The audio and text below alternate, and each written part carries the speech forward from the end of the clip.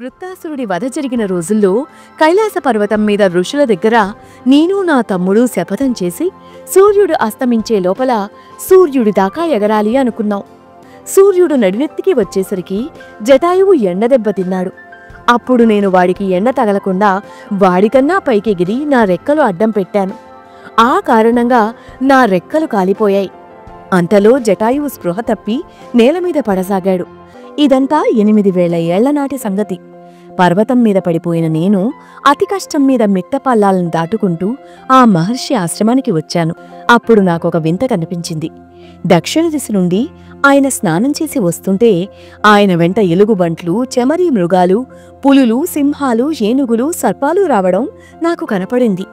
ఆయన ఆశ్రమంలోకి వెళ్ళగా అవి అన్నీ వెళ్ళిపోయాయి. లోపలికి పోతూ నన్ను చూసిన నిశాకర మహర్షి కొంతసేపటికి తిరిగి వచ్చి, గద్దలకు రాజులైన ఇతర అన్నదమ్ములను నేను ఎరుగుదును. అందులో నువ్వు పెద్దవాడైన సంపాతివి కదూ, నీ రెక్కలు ఎందుకు పడిపోయాయి? నిన్నెవరైనా శిక్షించారా అని అడిగాడు. నేను ఆ మహర్షికి జరిగిందంతా చెప్పాను. నాకు తమ్ముడి విషయంలో జీవించాలని లేదని, పర్వతం మీద నుంచి దూకి చచ్చిపోతానని అన్నాను. ఆ మహర్షి నాతో, ఎందుకంత నిరాశ? నీ ద్వారా ఓ కార్యం జరగాల్సి ఉంది. ఓ స్త్రీని వెతుకుతూ ఓ దళం వస్తుంది. వాళ్లకు సహాయం చేస్తావు. ఆ తర్వాత నీకు రెక్కలొస్తాయి. కాబట్టి ఇక్కడే ఉండమన్నాడు.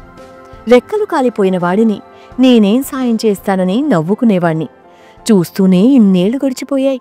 ఇప్పుడు ముసలివాణ్ణయ్యాను అని చెప్తుండగానే వానరులు తనకు దూరంగా వెళ్లడం గమనించాడు. వాళ్ళెందుకో ఆశ్చర్యపోతున్నారు అనుకుంటూ ఉండగానే సంపాతికి తన శరీరంలో మార్పులు తెలిసాయి. వానరులు చూస్తుండగానే వారి కళ్ల ముందు ఓ మహాద్భుతం చోటు చేసుకుంది. సంపాతిపై అప్పటికప్పుడే కొత్తగా రెక్కలు మొలుస్తూ కనిపించాయి. అవి అప్పటికప్పుడు కాస్త ఇంకాస్త ఎర్ర రంగులో మెరుస్తూ పెరిగిపోయాయి. సంపాతి పరమానంద భరితుడై, నిశాకర మహర్షి చెప్పినట్టే నాకు మళ్లీ రెక్కలు వస్తున్నాయి. బలం తిరిగి వస్తోంది. దీన్ని బట్టి ఆయన చెప్పిన ఆ దళం మీరే. మీరు వెతికే స్త్రీ సీతాదేవి పరమసాధ్వియే. మీ ప్రయత్నం తప్పక విజయవంతమవుతుంది. ఆ స్త్రీమూర్తిని మీరు తప్పక కనిపెడతారు. లంకకు వెంటనే బయలుదేరండి అని అరుస్తూ తన రెక్కల బలం చూసుకునేందుకు ఆకాశంలోకి ఎగిరిపోయాడు.